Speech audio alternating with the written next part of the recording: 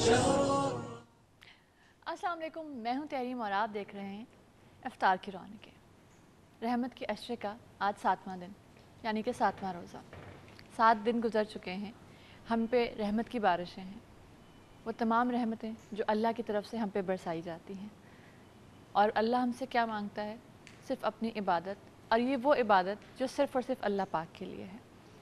नमाज भी हम पढ़ते हैं, कलमा भी हम पढ़ते हैं, ज़कात भी हम देते हैं, हज पे भी जो लोग जा सकते हैं, जिनका बुलावा आता है, वो ज़रूर जाते हैं। लेकिन ये वो इबादत है जिसका अज्र सिर्फ़ अल्लाह पाक जानता है कि कितना है। इसमें हम जितनी खुशियाँ मनाएं, इसको जितने अच्छे तरीके से मनाएं, उतना ही बेहतर है। और खुशियाँ उस वक्त तक मुकम्मल नहीं होती जब तक आप लोगों को उसमें शामिल ना करें। ये ना देखें कि आपके दाएं बाएं, आपके आगे पीछे जो लोग हैं, कहीं उन्हें आपकी ज़रूरत तो नहीं, कहीं उनमें से ऐसे लोग तो नहीं हैं जो कुछ कहने से हिचकिचाते हैं, कुछ ऐसे लोग तो नहीं हैं जिन्हें आपकी ज़रूरत है लेकिन शर्म माना आती है।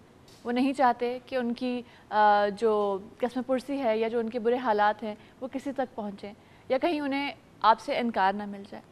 क्योंकि ये बड़ी खूबसूरत बात मैंने पढ़ी, और वो बात कुछ यूँ थी कि आपका लोगों का आपसे किसी भी ख्वाहिश का या किसी भी ज़रूरत का जुड़े होना, ये लोगों का आपसे कोई ज़रूरत का इज़हार करना जो है, वो अल्लाह की तरफ से आपके लिए एक बहुत बड़ी रहमत होती है।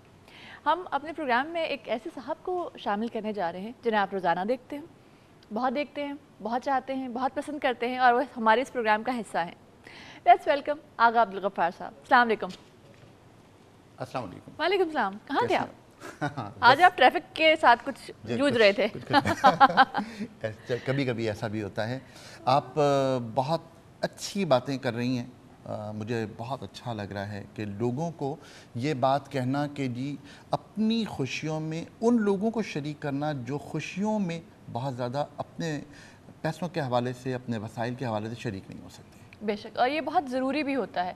और अगर कोई आपकी तरफ अपनी कोई ज़रूरत लेकर आता है तो आप यकीन जानिए कभी आपके हाथ में इतना मैसर होता है कि आप किसी की मदद कर दें, और कभी नहीं होता। तो जो आप अपने कम माल में से किसी की मदद करते हैं, अल्लाह को वो मदद उससे भी ज़्यादा अजीज़ होती है, क्योंकि आप अपनी प्यारी चीज़, अपनी ज़रूरत की चीज़ किसी के साथ शेयर कर रहे होते हैं। ये बहुत बड़ा जज्बा होता है। ये मुझे एक बात याद आ गई। बात ये कि एक सहाबी रसूल के पास एक मेहमान को भेजा गया कि ये मेहमान हैं, ये आपके घर आ जाएं। वो खाने के लिए बैठे थे और खाना इतना ही था जितना सिर्फ एक फ़र्द के लिए काफ़ी था।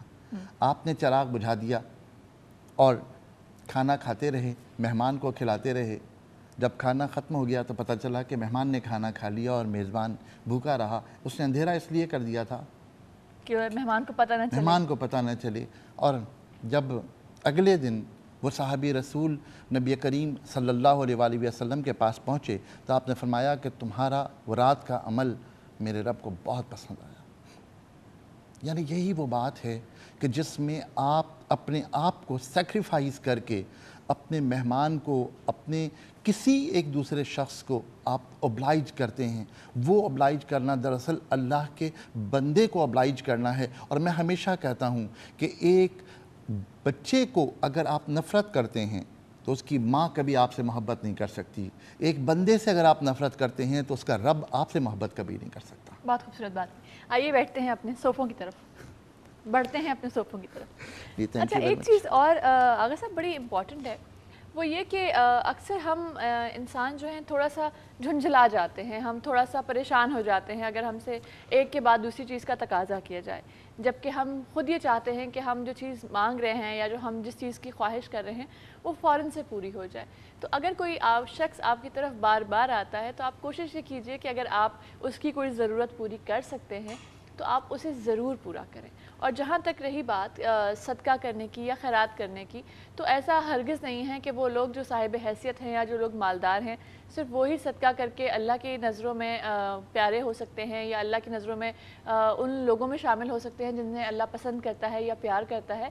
ऐसा नहीं है। अगर आप अपनी एक खजूर में से आधी खजूर भी सदका करेंगे तो वो भी अल्लाह के नज़दीक उतना ही प्यारा होगा। आप बिल्कुल ठीक कह रही हैं। लोगों ने असल में एक तसव्वुर बना लिया है कि सदका جو ہے نا وہ پھر بکرے کی جان کی قربانی دینی ہے، وہی صدقہ ہے، ادروائز نہیں ہے. یا بہت سارے لوگ جو ہیں وہ کالی مرغی تلاش کر رہے ہوتے ہیں، ایسا بالکل نہیں ہے.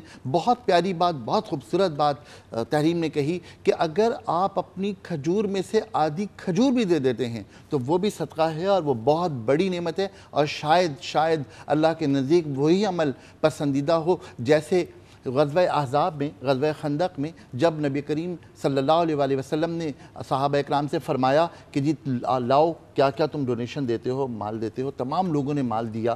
سب لوگ جب مال دے رہے تھے تو ایک شخص، ایک صحابی رسول رو رہے تھے. تو آپ نے فرمایا کہ تم کیوں رو رہے ہو؟ تو آپ نے فرمایا، صحابی نے فرمایا کہ جی میں اس لیے رو رہا ہوں کہ میرے پاس دینے کے لیے کچھ نہیں ہے، یہ تو اتنا مال پڑا ہوا ہے. وہ گئے رات کو ایک یہودی کے باغ میں انہوں نے مزدوری کی. ساری رات مزدوری کرنے کا جو معاوضہ ملا وہ چند کھجوریں تھیں. آپ صبح آئے اور آ کر نبی کریم صلی اللہ علیہ وسلم کو وہ کھجوریں دیں اور یہ کہا کہ میں یہی کچھ کر سکتا تھا، میں نے ساری رات ایک یہودی کے پاس مزدوری کی ہے، یہ مجھے مزدوری کی کھجوریں ملی ہیں. تو نبی کریم صلی اللہ علیہ وسلم نے وہ کھجوریں اس پورے ڈھیر پہ پھیلا دیں اور یہ کہا یہ سب سے افضل. بہت خوب. آپ کا جذبہ اور آپ کی نیت جو ہے وہ سب سے اہم ہوتی ہے. اچھا آغا صاحب، ہم آج کے سوال کی طرف بھی چلتے ہیں. جی، دنیا کی تاریخ کا سب سے بڑا طوفان نوح. طوفان نوح میں حضرت نوح علیہ السلام کا کون سا بیٹا غرق ہوا تھا، جس کا ذکر ہمارے یہاں قرآن مجید میں بھی ہے. ایک میں ہنٹ دے رہا ہوں. طوفان نوح میں حضرت نوح علیہ السلام کا کون سا بیٹا غرق ہوا تھا، اس کا نام بتا دیجئے. آج کا سوال، اور جب یہ سوال کا جواب ہمارے پاس آئے گا تو لپٹ کوریئر کی طرف سے آموں کا تحفہ انشاءاللہ آپ کی خدمت میں پیش ہوگا. آپ آموں کا تحفہ نہ کہا کریں آغا صاحب، آپ کہا کریں آموں کی دعوت. اچھا ہے نا، کیونکہ جب آم آتے ہیں تو پھر تحفہ تھوڑی ہوتا ہے، وہ تو ایک دعوت کا سما ہوتا ہے نا. پھر آپ یہ بھول جاتے ہیں کہ آپ کہاں بیٹھے ہیں اور کتنے لوگ موجود ہیں، پھر آپ اس دعوت کو انجوائے کرتے ہیں. کیونکہ آم ایک اللہ نے ایسا پھل بنایا ہے کہ جس کے بعد آپ کو اگر کوئی روکے تو آپ رک جاتے ہیں، ورنہ آپ نہیں رکتے. اچھا، اس کا مطلب یہ کہ آپ بھی اس بات کے قائل ہیں کہ آم جو ہے وہ بدتمیزی سے کھایا جاتا ہے. بدتمیزی سے نہیں، بالکل ریلیکس ہو کے کھائے جاتے ہیں. خیر ابھی ہم جائیں گے ایک چھوٹی سی بریک پہ. ہمارے ساتھ رہے گا، پروگرام ہے افطار کی رونقیں. Stay with us.